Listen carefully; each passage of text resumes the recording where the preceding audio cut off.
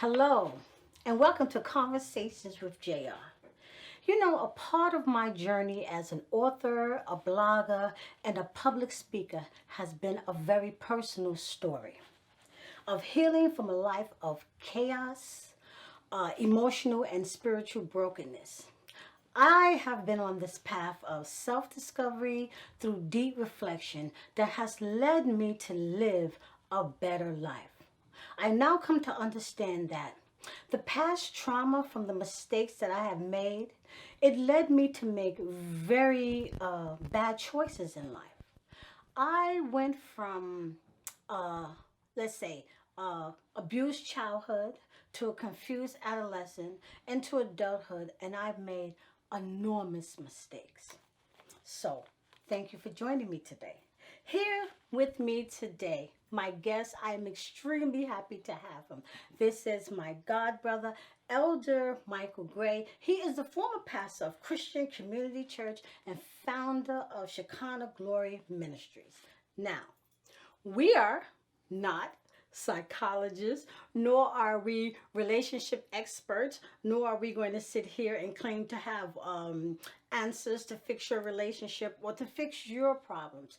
But what we are going to present to you today is a dialogue, a discussion, conversation, exploring areas in people's lives that have, from childhood, that has resulted in them becoming emotionally and spiritually broken. So, with that said, happy to have you here with me today, bro. I'm excited. Thank you for having Yes, me, I'm so Rod. I'm excited. so excited for being here. Yes, so Thank you so much. let's get right into this conversation. My first question to you is this. Um, what is your view, or what do you think that, or do you believe that a lot of what are the adults of our generation that are walking around dysfunctional, broken spiritually, emotionally, in poor mental health, you know, do you think that that is a direct result of the myths, the untruths, and the wrong information that we were given as children? Good question. I think that a lot of our upbringings, depending upon where you came from, depending upon your background, has a lot of bearing to do with how you react or you respond as an adult. I think that a lot of us who have had troublesome upbringings, maybe dysfunctional families, families who are separated, mom and dad divorced, single moms, single dads. I think that it does have an effect on how you're raised up. And depending upon the type of environment that you were raised in, I think the environment does directly affect you as an adult. It affects the way you deal with things, um, the way you deal with matters, the way you deal with personal problems, personal issues. I think your upbringing is your foundation, Absolutely. and there are certain things that are important Yes. in rearing or becoming or going through that stage of the infant stage, young adult to adult. It's the parent and the elders' responsibility to kind of prepare us for what's to come. So it's like that takes a village mentality. Right, right. And coming from, and again, look, this is just my experience with individuals that I know in our age bracket, who I grew up with, who I saw some things that wherever they were lacking in their upbringing or teaching, it affected their judgment. It affected the way they handled problems, the way they handled situations. It either made them hide away from them by indulging into drugs, which was one of the largest largest problems that I think adults our ages had to deal with.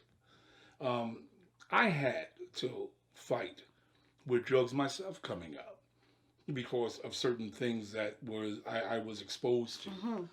And I think a lot of adults that came from our generation came from our geographical area.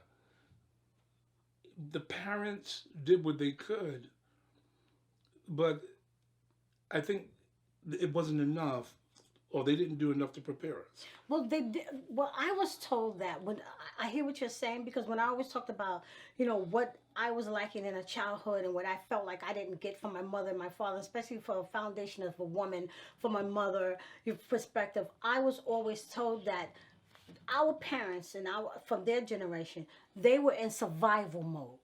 So all they knew was survival mode. And to sit down and have time to teach us this lesson and to really give us this basic foundation, they weren't giving it. Exactly. Because if you go back to their generation was in survival mode. Right. And they basically did the best they could with what they had. And I'm glad you said it because my mother raised us. My father, when he was there, wasn't there, at least for my sister and I. And I'm youngest out of 5 siblings, but my 3 older siblings, my dad and my mom were together, and then when my sister and I were growing up together, my dad, flew the coop. So that my mom dealing with us, taking care of us. I mean, taking care of all the responsibility, taking care of the home, the responsibility of paying bills, the fooding, the clothing. My mom did everything. So there were times when there were things that I was dealing with. My mom didn't have the answers. I was a young man. I grew up in a house with 3 sisters. Yeah, a mom. you did. Women. Yeah, there was my oldest brother was never there. My dad wasn't there. So I had to learn how to become a quote unquote a man on my own. And because the lack of the male presence, I made a lot of mistakes. Relationships, career building, education. I believe, and I had this conversation a long time ago with a lot of my colleagues. The things that I was doing and I was exposed to was always done half behind. Because I didn't have the proper leadership. Absolutely. I didn't have that male figure to say, hey, this is what it is to be a man. This is how you conduct yourself being a man. This is what you do in order to be a man. This is how a man carries himself. It's all right for a man to cry. Show emotion. It's all right. It's all connect right to something. Absolutely. Physically connect Absolutely. to something and feel real about it. Exactly. Feel And real without about feeling it. less than. Yes. Not this hard machoism. Yes. Be a soldier. Be brave. That Soldier wasn't on. being a man. Swallow it. Take your licks like a man. Yeah, that wasn't being a man. I found being a man is the complete opposite. A real man exposes who he is. A real man doesn't mind allowing himself to feel. Because I've learned the only person you have to be real with is yourself. First and foremost. And once you've acquired that, everything else comes easy. Great. I love what you said because, when we look around in society, you and I can honestly look at children out in society. And there is a big difference we could see in the children who are brought up in homes that are chaotic. They're exposed to alcoholism, drugs. They're exposed to domestic violence. They are exposed to this male dominance attitude where the women are always put in a servitude position versus the children who are brought up in an emotionally balanced home. They can speak freely, express their emotions, a financially balanced home. They're supported by extended families. They are in a safe and nurturing environment. And we can see the difference in those children in society. And for the ones who have not been brought up, like you said, in homes like that, it is devastating consequences to them in adulthood.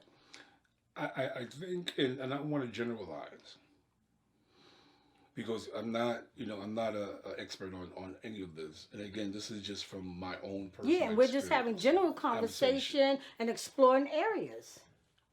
The individuals that I came in contact with, the chaotic homes, the children that grew up in the chaos, the drug addiction, the alcoholism, the separatism, the mom and dad, the father abusing the mom, Lots of physically, it. mentally. Yeah, I see in a lot of some of my colleagues who I had sat down with on several occasions, and they wanted to counsel with me. They had issues that resulted from that type of environment. Absolutely. A lot of them, some of them were introvert. They didn't like being around people. Because they don't know how How to to be be. around people. Absolutely. A lot of them, when it came down to just life's situations, the simplest things in trying to decide what color dress to wear, how, what to eat, what type of shoe to buy. They couldn't make these decisions But on their own. I think a lot of that stems from I come from a home where um, two loving parents. Don't get me wrong, but I come from a home when you say people do not know how to make decisions. One of them, hello, made so many bad decisions in my life. Um, when you're in a household where a parent constantly tell you as you are maturing in age, Hmm. you are maturing in emotions, male and female, different levels of thinking. When you're in a household where you're constantly being told that you're too young to think about this, you're too young to feel about this, you don't need to know about this, why are you asking me this question? You take this, I'm presenting this to you, this is what you take, you don't need to make that decision. When you're in a household like that, of course, when you grow up in adulthood, because the decision making was either made for you or taken away from you, of course you don't know how to make the simplest decision, This as is if true. budgeting and relationships, and you're always unsure of yourself, so you're always asking, should I do this? Hmm. Should I not do this? You're always looking for that reassurance. And sometimes what happens is you go out there and you ask the wrong people and you make the wrong choices and Well, decisions. I'm glad you said that because, comparably speaking, you have one individual that grew up in a home that's quote unquote dysfunctional, not able to make decisions based upon their experiences. And then you have another individual who grew up in a quote unquote good home, A balanced home? who grew up and have the same problems. Yes. So Yes, you do. You my do. so what I've realized is that it my conclusion is that it's based on the individual. You have some individuals that came from a broken home who or dysfunctional home, and they are very functional. Yes. They had to learn, grow up. They had to get out there. They had to see. They had to That's right. do. They had to be. And they analyzed that I've come from this, Right. but I don't really have to end like this. My father was he was an abuser. He abused my mom to the point that as I was growing up, I resented him. I didn't want to be anything like him. I didn't want to do anything that my dad did. I wanted to be the complete opposite from him. And a lot of young men who grow up seeing their dad exhibit this type of behavior, Repeat the cycle. exactly, because the cycle now becomes repetitive. Repeat the cycle. It was complete opposite from me. Right.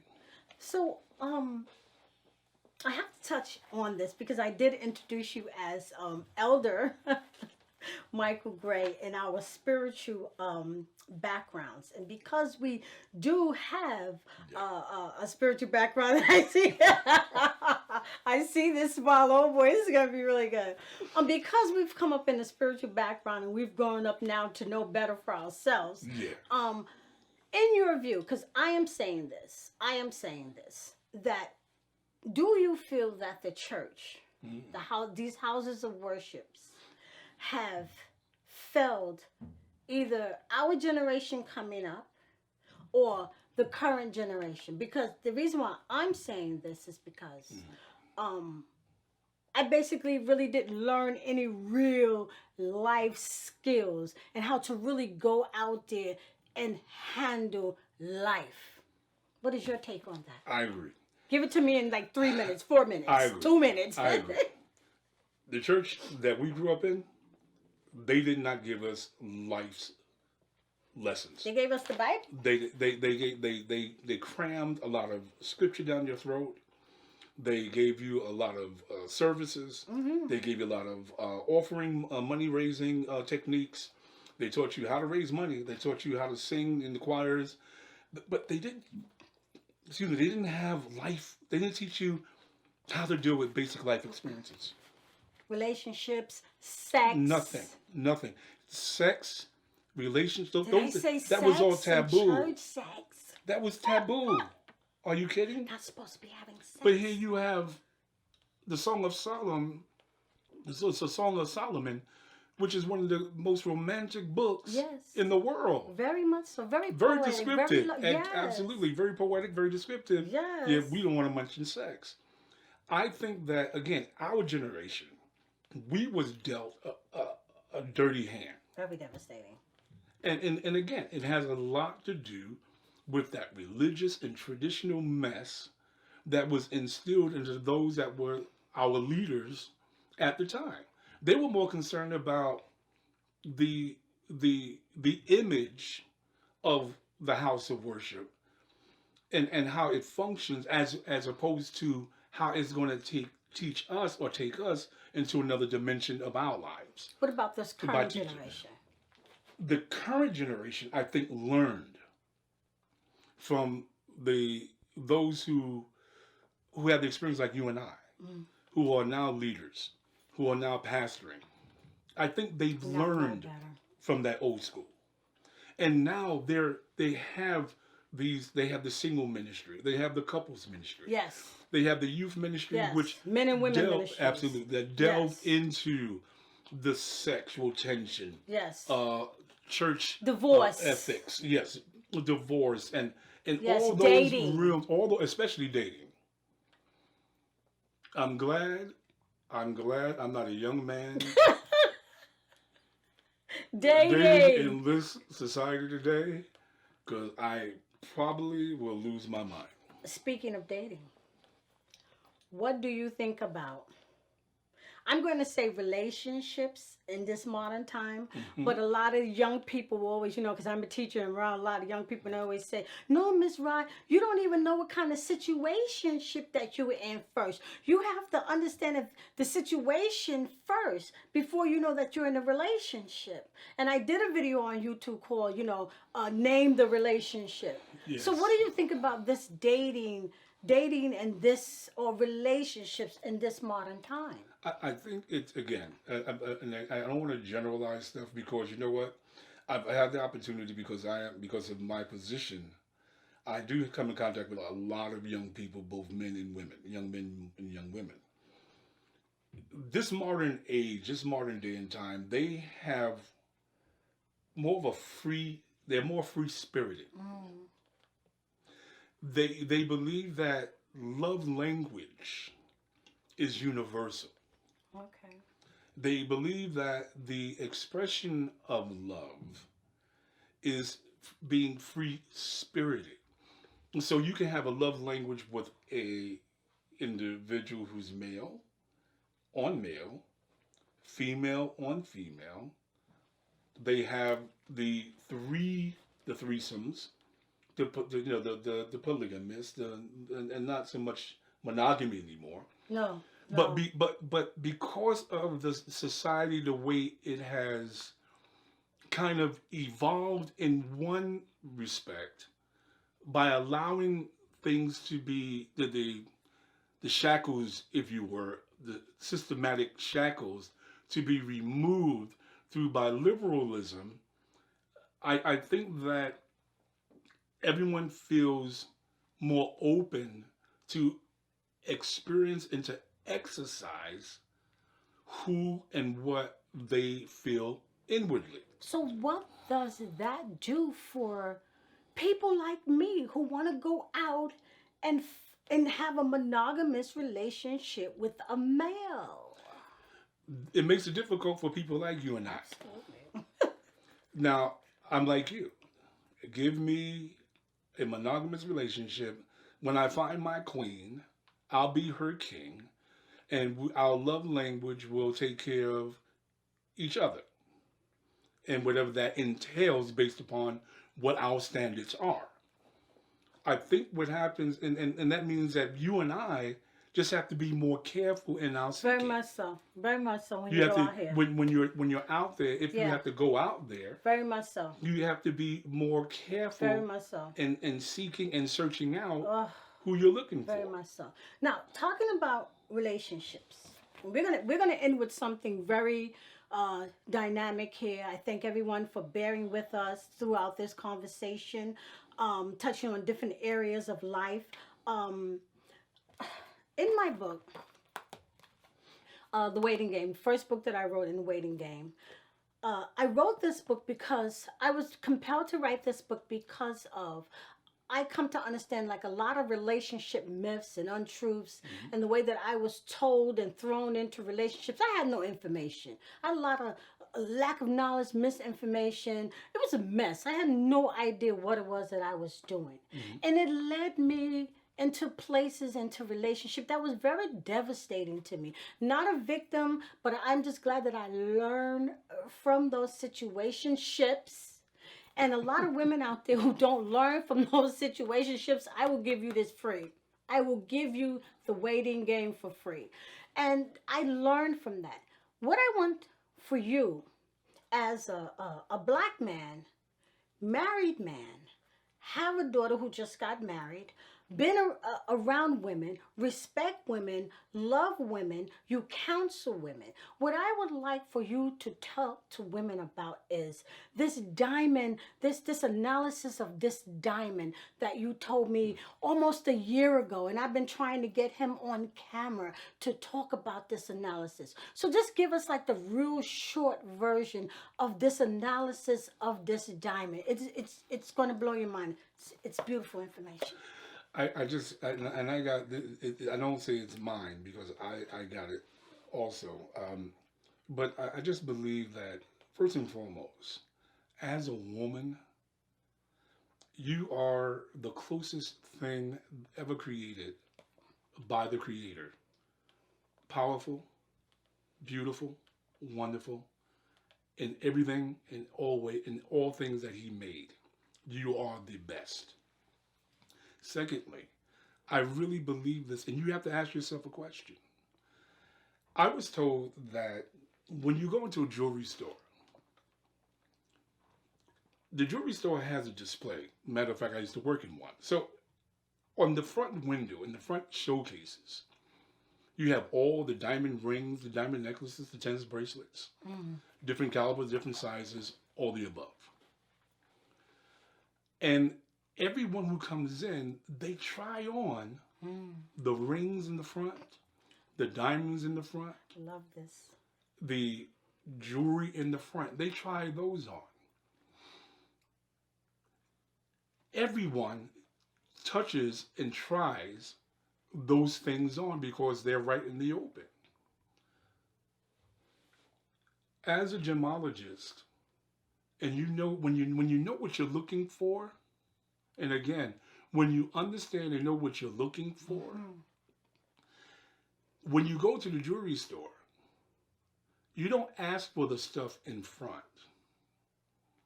You ask the salesperson, do me a favor. What you have up front is nice, but I need you to go into the back, open up the vault, and I need you to bring me the stuff that is priceless. That's been untouched. As a young woman growing up in this society, you have the choice. You have to make up your mind what it is that you want to be. Do you want to be the jewelry that's sitting in the case, that's touched by everyone that comes through, that comes by? They can touch it, they can follow it, they do everything with it, but purchase it.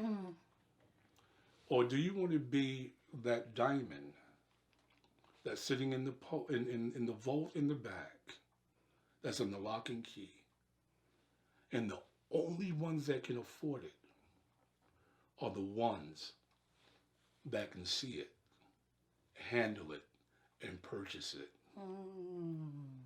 because of their value and because of their worth. Which one, and only you can decide that, which one would you like to be? Absolutely perfect.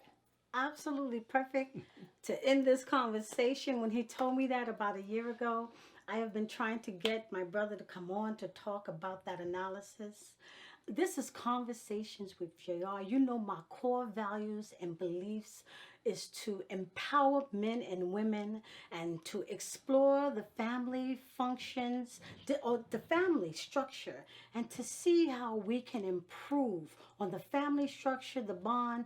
We're about empowerment, enlightenment, healing the broken souls and the broken spirits. Conversations with JR, you can find me on all major platforms. And don't forget to go to YouTube and subscribe and like my YouTube channel. In the meantime, let me leave you with this. Just because that you may have had an abused, neglected childhood or adolescence, or maybe your young adulthood, or maybe your 20s and 30s it didn't go the way that you planned it to go. Listen, you no longer have to stay emotionally unbalanced, spiritually bankrupt. You no longer have to be that way.